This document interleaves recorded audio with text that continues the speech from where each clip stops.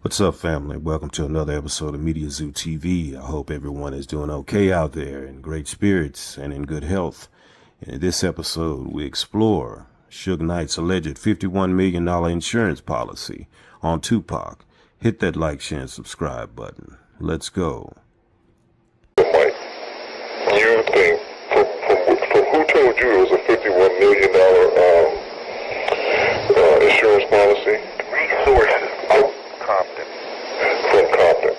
Well, listen, I heard it from Compton too, okay, and I just heard it yesterday. Okay, and I heard it was the 51 million, and then I know who insured it. Who? Lloyd's of London. Lloyd's of London insured it. That definitely was the asking price, what they insured it for. Then I know exactly who the beneficiary was. Sure. Yep. Reggie's dad told me that. Wow. He said, Michael, if anything happens to Suge, this is what he told me. If anything happens to Suge, Reggie would run the majority of the company. And I said, even over Sharita? He goes, trust me. Reggie, you know why?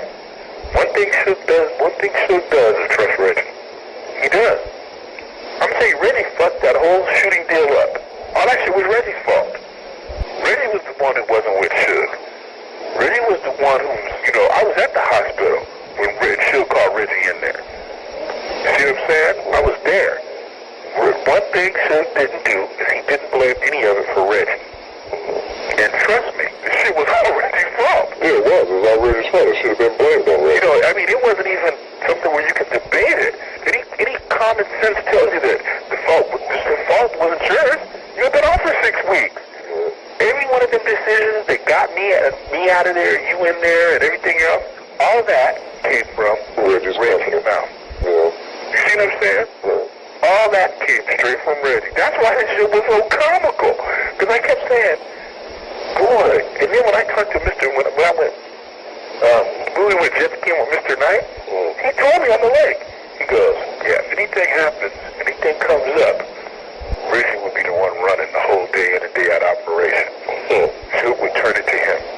Because I'm going to tell you who he wouldn't turn it to. He has more faith in Reggie than he does Norris and, what you call it?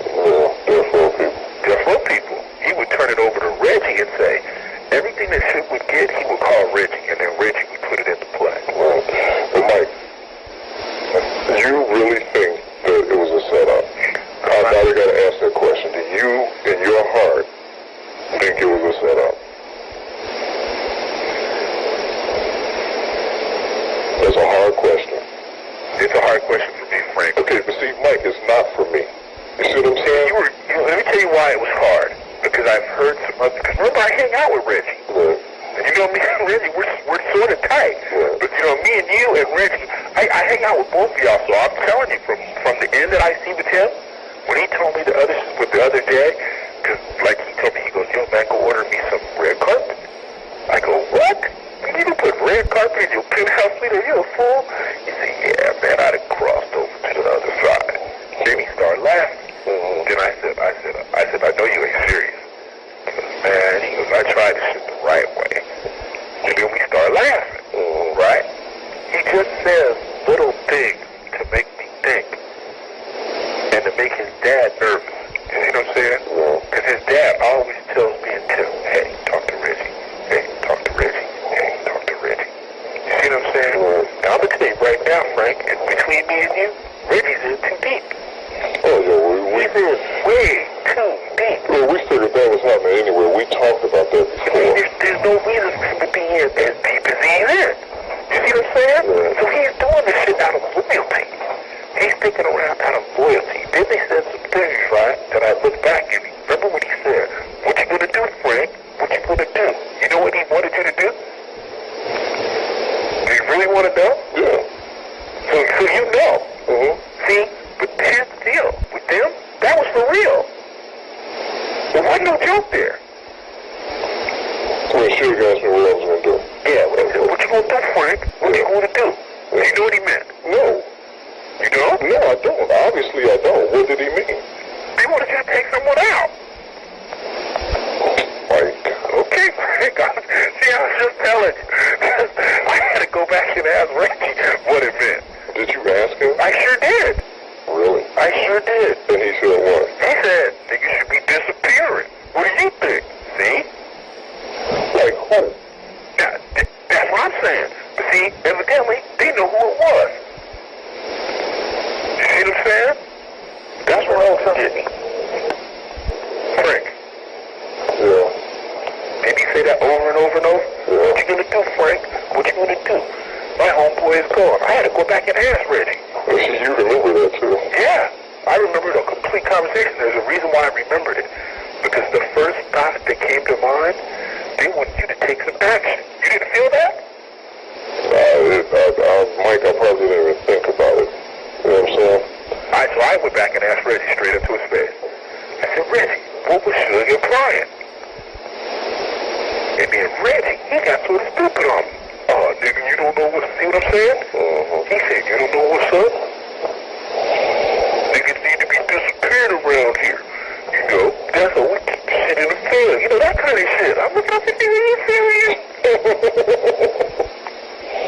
See, I thought, I said, did these fools convince Reggie? So, Mike, you think, from who told you it was a $51 million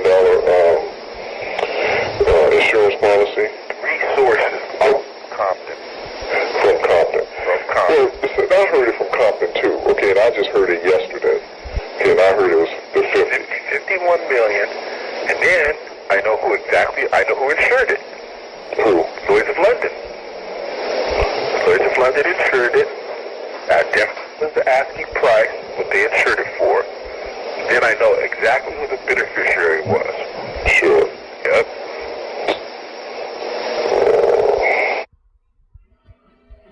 Okay.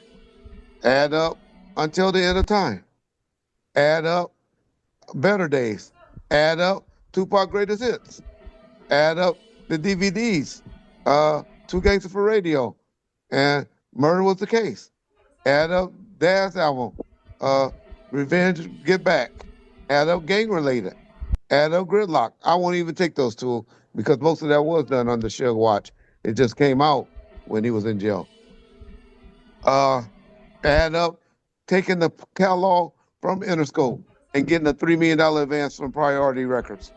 Add up taking the catalog from Priority and taking it to Koch and DNA and getting $3 million advances.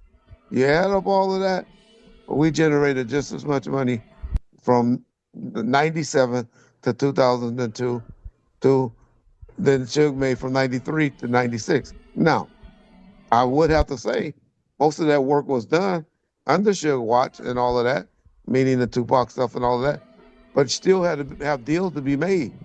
You can have music just sitting in the vault.